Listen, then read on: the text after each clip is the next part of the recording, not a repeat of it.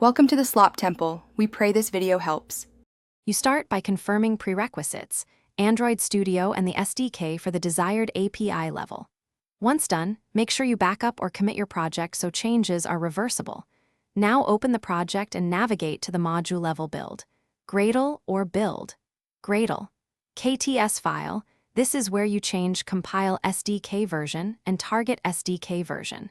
You do this early to avoid confusing downstream settings. Make sure the SDK package exists in SDK Manager before editing so builds won't fail later. You will now edit the Gradle settings. Change compile SDK version and target SDK version to the desired API level, and if present, update min SDK version only if supported. After editing, sync the project with Gradle files. This triggers dependency checks.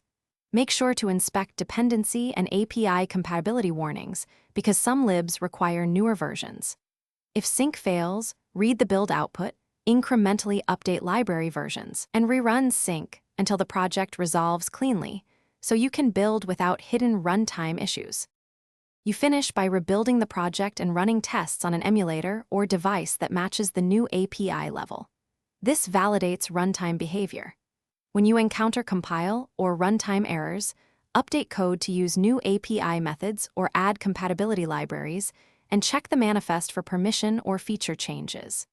If problems persist, invalidate caches and restart Android Studio, then resync and rebuild. One key troubleshooting tip: if dependency resolution remains stubborn, delete.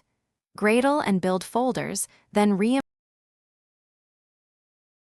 Thanks for watching. Consider subscribing if we helped you.